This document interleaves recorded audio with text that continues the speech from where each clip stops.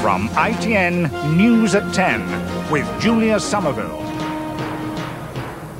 High tension tonight as Baghdad awaits the American strike. Bombers in position and a final warning for Saddam. The GP charged with murdering 2 more patients. A shock for United as Schmeichel says he's quitting.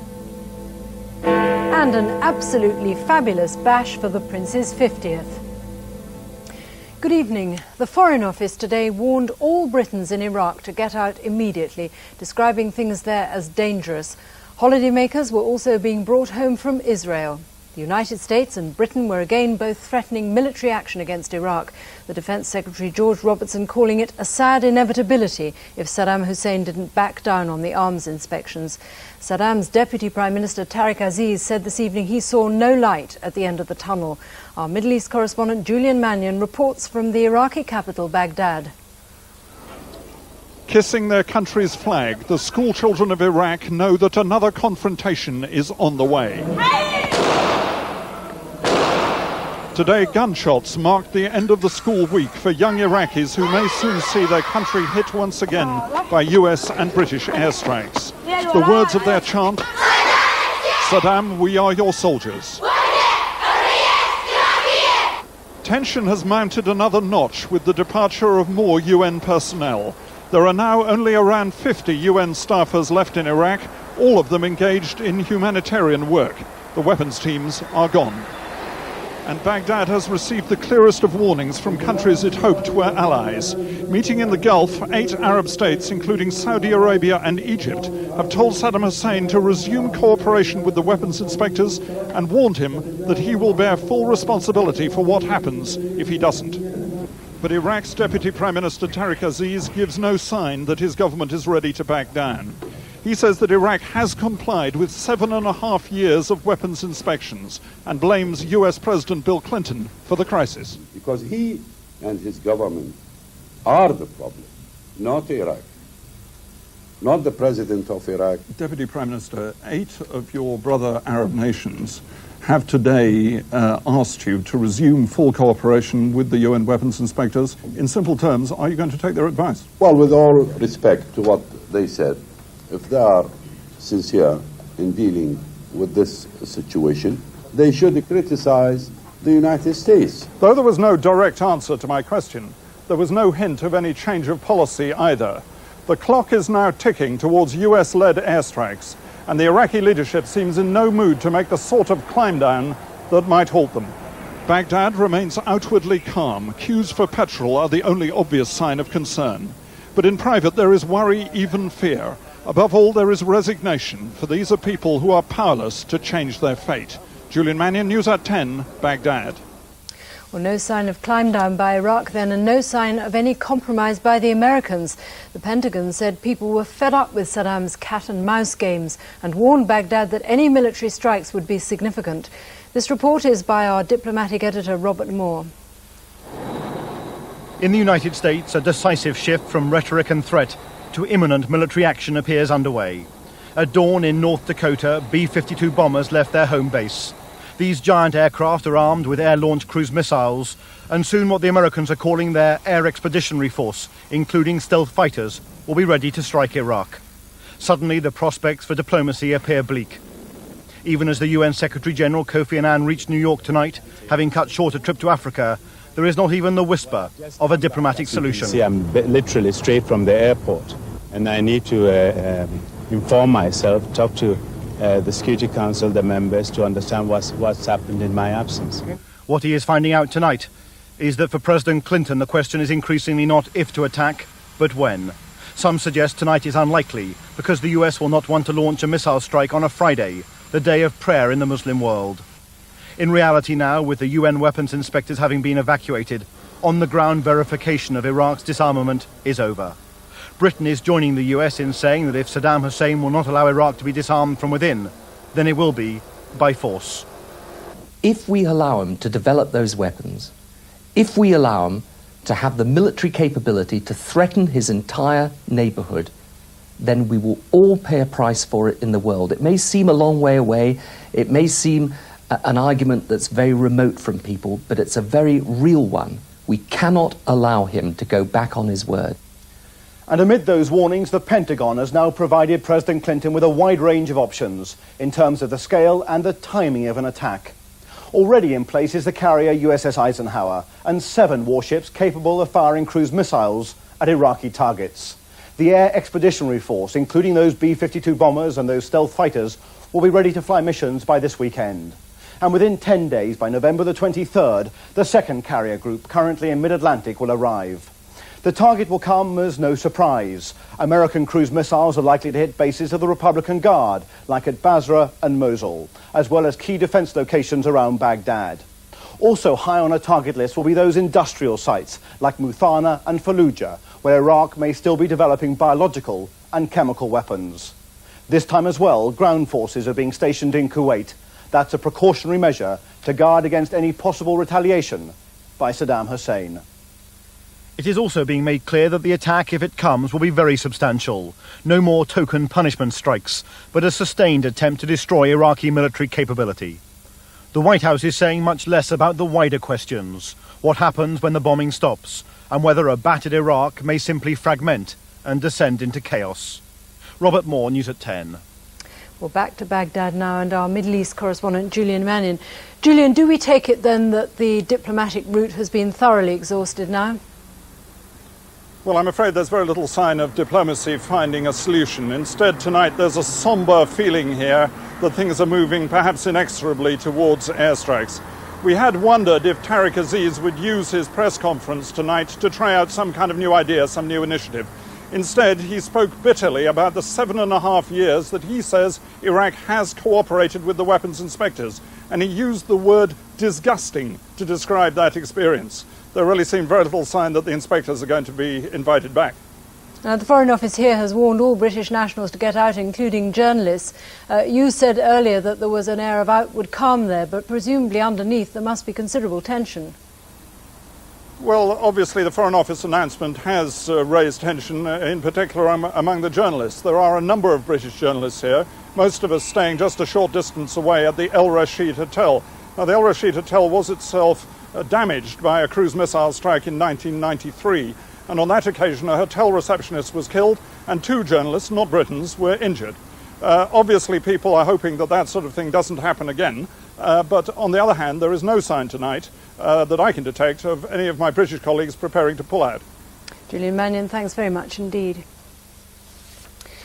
Well, now to the day's other news. Thousands of students took to the streets of Indonesia today to protest about political reform.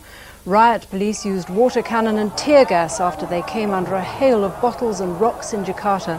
More than 100 students were injured, some of them critically. They're impatient for political change as Indonesia moves slowly towards democracy.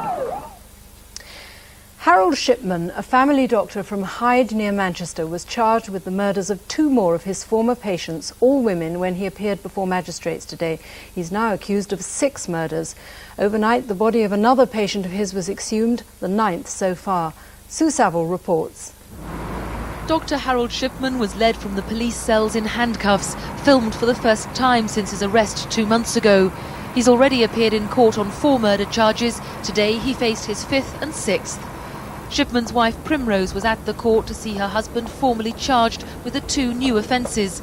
Shipman was charged with murdering 67-year-old Marie Quinn last November and of killing 63-year-old Ivy Lomas, whose body was exhumed for examination. The body of a 9th patient has now been exhumed. She was a 58-year-old woman who died in April. Shipman stood in the dock to hear that he will be committed for trial for the 2 new murder charges in January. He's already been sent for trial, charged with murdering 81-year-old Kathleen Grundy and with forging her will. She and the 2 women in today's court case all lived in Hyde, Greater Manchester, and their death certificates were signed by Shipman at his surgery. Dr. Shipman was refused bail and was remanded in custody. There'll be another hearing on these 2 cases next week, but Shipman himself will not have to appear again in court until the 7th of December. Sue Saville, News at 10, Tameside Magistrates Court, Greater Manchester. Prince Charles is at Hampton Court Palace tonight as at the first of a series of parties for his 50th birthday. Camilla Parker Bowles is there, and among the other guests are the former Ginger Spice, Jerry Halliwell and Joanna Lumley. The Prince earlier opened an Exhibition at the Palace, which includes several of his own watercolours. Reporting from Hampton Court, here's our media and arts correspondent Katie Derham. Here in the splendid setting of Hampton Court Palace, a lavish banquet is taking place tonight in honour of Prince Charles' 50th birthday and hosted by the Prince himself. A fortnight ago, ex-Spice Girl Geri Halliwell sang Happy Birthday to Charles at a gala concert. Tonight, she was one of many famous guests. They included Joanna Lumley, Lady Sarah Chatto, the Prince's cousin, and Andrew Lloyd Webber. The one guest we didn't see arrive was Camilla Parker Bowles. There are reports that she was attending, but no official confirmation. Earlier today, the Prince met some of the young British artists whose work went on display in the Cartoon Gallery today. The exhibition also features pictures by artists who travelled with the Prince and 50 watercolours by Prince Charles himself, most of them previously unseen. A keen amateur, he drew his inspiration for these works from his time spent in Provence and in Tanzania. Tonight is just one of a long series of celebrations for Prince Charles's 50th. Tomorrow, the Queen will be hosting what's said to be an even more star-studded drinks reception at Buckingham Palace. And on Saturday, the Prince's birthday itself, Camilla is going to be throwing him a party at Highgrove. Katie Derham, News at 10, Hampton Court Palace. Still to come on the programme, tonight's other main news. British helicopters fly to the rescue in hurricane-hit Nicaragua. The problems and misery they found on the ground. The great museum vault mystery. How did two Constable paintings just disappear? And saying goodbye, the goalkeeper who made saves like this, headed goals like this, and made adverts like this.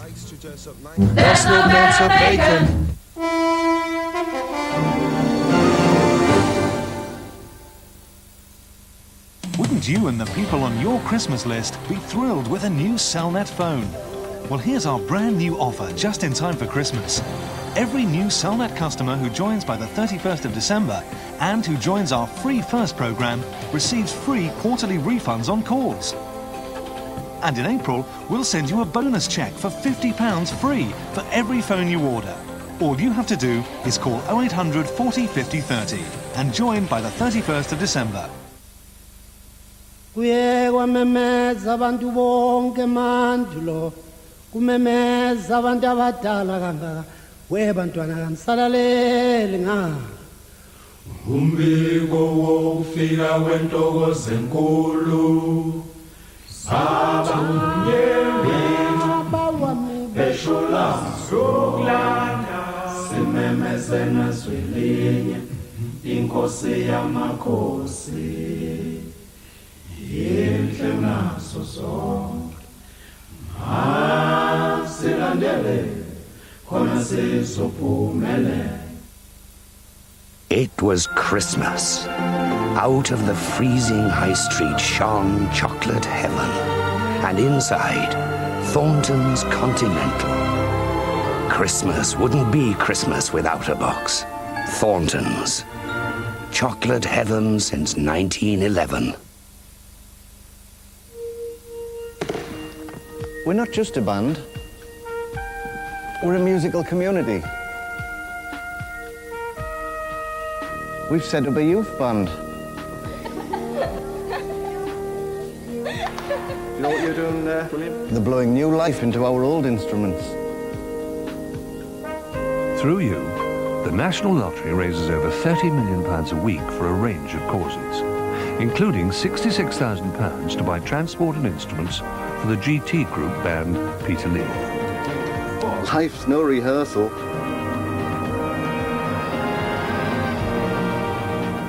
We'll be playing around these parts for many a year. Today Hartlepool, tomorrow the Albert Hall.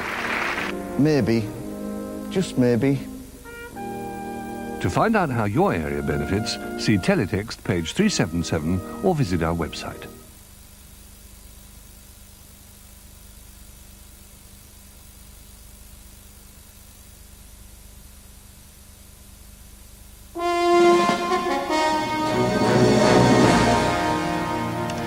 The Royal Navy said today that it's going to put another 200 Marines into the hurricane disaster relief effort in Central America. Helicopters from the Navy's new carrier Ocean are already taking Marines with food, water and their medical skills to communities cut off for a fortnight now. Our correspondent James Mates joined the relief force at Puerto Cabo and flew 50 miles inland with them along the border between Nicaragua and Honduras.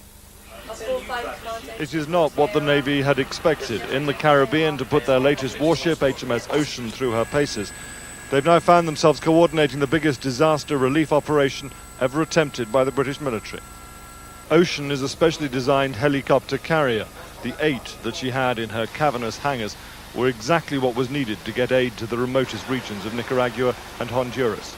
Along with more than 400 Royal Marines, they had no hesitation in committing all of them to the relief effort. It's like running an aid operation in Derbyshire from the North Sea. So we've been able to carry this aid deep inland to the areas where it is most needed. Food and fresh water can only be trucked so far in these conditions, but the Navy's Sea Kings can take it direct to the most remote villages, to areas completely cut off since the storm. Villages don't get more remote than this. Had it not been for the chance presence of the Marines in this area, the only certainty is that these people would have had no help at all. Instead, the people of the tiny hamlet of Mahogany will have food and water to last them until road traffic can get through again. Outside one of the few buildings left undamaged by the floodwaters, they queue to be seen by the 4-man medical team from the Royal Marines. Children especially have been vulnerable to the diseases that follow disasters such as these, the infections, the dysentery that come from the filth and the lack of clean water. Marine engineers are digging new toilets to help prevent disease before it spreads, slowly working their way from village to village. They believe they are making a difference. What would the condition of the people have been had you not been here? I think the condition would have been very serious. They were short of food. More importantly, their water was in an appalling condition, and I think it wouldn't have been long before dysentery and cholera would have broken out amongst them. After a natural disaster on this scale, they can inevitably do only a fraction of what is needed. But the Navy is determined to stay here for as long as they can still help. James Mates, News at 10, Nicaragua. The Victoria and Albert Museum in London checked and rechecked today and then confirmed that it's lost 2 of its Constable paintings worth over £750,000. It says they were stolen. Staff last saw them 2.5 months ago. Joe Andrews reports. The Victoria and Albert Museum is one of the great art storehouses of Europe. Behind these doors, over 1 million paintings and prints are kept. Although they aren't on display, any member of the public can ask to see them. And that is how the museum discovered last week that 2 of its Constable paintings were missing. They were last seen in August. One is an oil sketch of Valley Farm in Suffolk, the other of Dedham Mill in Essex, which he used as a preliminary work for one of his most famous finished paintings. There are always opportunities arise in a place like this, and one of the problems with a museum is that we are here with all our objects for the public,